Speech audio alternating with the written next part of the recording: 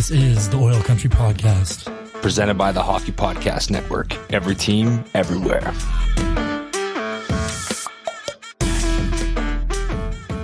Where do you go with that? Obviously, there's a feeling out process, but what does your gut say if you're in Tippett's shoes? I think my first move would be definitely to move Nuge up to the first line, left wing or right wing. But I mean, he shoots left, so left wing, and move Draisaitl back to the center on the second. What do you do with Neil in that situation? Keep Neil on the second line. I feel he'd play better with Draisaitl than he would with the speed of McDavid. Nuge can keep up with the speed. So I'm assuming your first line is Nuge, McDavid, Cassian. Your second line has a hole on the left wing, Chase on there. I mean, do you think he's played well enough over the last two games to be there? I thought he looked decent in the Winnipeg game. I really did not notice him very much at all in the Minnesota game. I thought he was almost a non-factor. I'd give it a day in practice, see how it looks, and then potentially shake it up. Anybody that's been listening to us has probably realized I've been pretty impressed with Nygaard so far in the season before he had gotten injured. And that's one thing, like the only thing in an ideal situation when Nygaard's healthy, in my opinion, I'd really like to roll McDavid, Nygaard on his left wing, Cassian on his right wing. Because, I mean, at the end of the day, McDavid's going to get his points. Yeah. And teams, if you're not loading that first line up at all, other than McDavid, teams are still going to have to defend that line aggressively. But having Draisaitl, Nuge, and Neil on the second line, first line aside, that's a solid second line in the NHL. For sure. Yeah, I agree with that. It puts teams in a situation where now you've got to choose, like, who does your shutdown line go against? You've got McDavid, who's the best player in the world, and then you've got three solid guys making up your second line. Nygaard's out right now, though, right? He is. This is something obviously more a thought when he comes back, but just an ideal situation. Right now... Yeah, who do you go with on the second line because you can't do it? I probably think about doing the similar thing and maybe test Yurko out there. Yurko's a guy that I think has played solid. He's been on the forecheck, hasn't gotten a ton of minutes since he's been back in the lineup and has been typically on the third and fourth lines.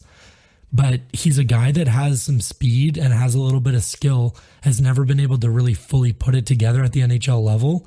But at some point, you're going to have to try and get some of these bottom six guys going, right? As far as scoring production.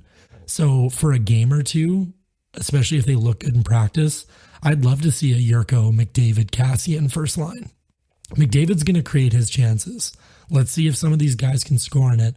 And I absolutely love McDavid and Draisaitl together. The tough thing is, though, is like McDavid's got to play a ton of minutes 5-on-5, which I'm fine with. I think Draisaitl is too big of an asset on the penalty kill to have him on the first line right now. And I was always a guy that really wanted those two to play together. But with Draisaitl adding that to his game and his defensive positioning has gotten better, his stick work has gotten better. We talked about that in the last episode.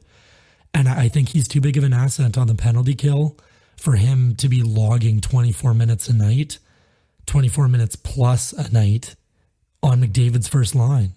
I really do. And Nuge and Neil have looked good together. That production 5-on-5 hasn't quite been there. I think you add Draisaitl to that line, and I think that production's there. On paper, I bet that it's there. So we agree then on what the line should be, like, except for you'd have Yurko on the first line. I love when you agree with me. So yeah, I mean, and you've got other guys like maybe like Jason's gotten a little bit of experience on the left wing. He's another option. Like they're going to have to do some experimenting on that first line, right? But you look at the Pittsburgh model, which has been referred to a million times by Oilers media and fans. Crosby doesn't play with superstars, and McDavid's on that level where he makes people around him better.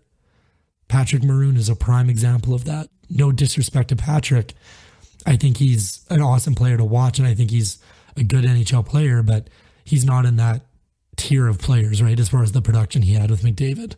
Bro, I mean, I want to agree with that, but how many times have we said the issue is that we don't have wingers for McDavid?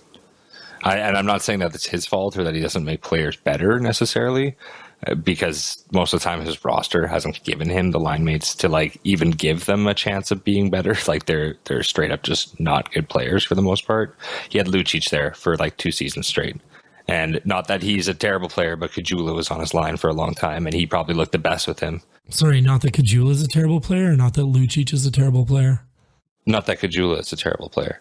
I mean, he's on the first line in Chicago right now, too, and playing with Tays. I just wanted to make sure you weren't taking crazy pills here. That's all I wanted to say. No. The thing is, though, is like we've seen it time and time again over the years. So just to clarify, as far as 3-on-3 overtime, as far as the power play, I think that's when McDavid and Draisaitl truly shine consistently together. Mm-hmm. And there's no doubt that those guys still play together in those situations. Yeah.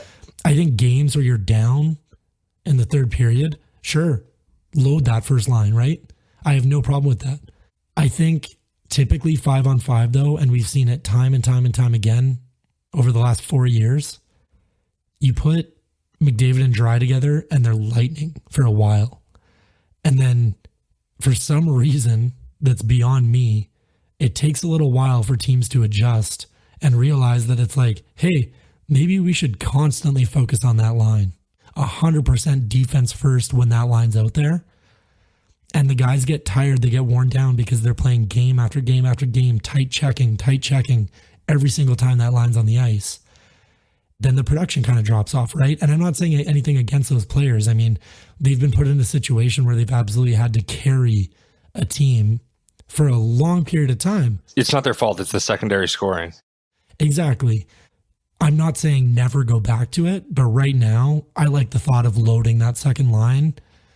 And maybe McDavid's point totals drop a little bit. Maybe he's not producing. He might not be first in the league in points. As a team, we play better. Exactly. As a team, I think you find more success there because at least you have a more well-rounded top six, right? Maybe McDavid drops down from that high 22 minutes, practically 23 minutes a game. Not substantially, but maybe he's playing 21, high 21s, a little under 22 minutes a game. And that's going to help his longevity and his consistency throughout an 82-game season, right? That's the way I look at that personally. This is the Oil Country Podcast. Presented by the Hockey Podcast Network. Every team, everywhere.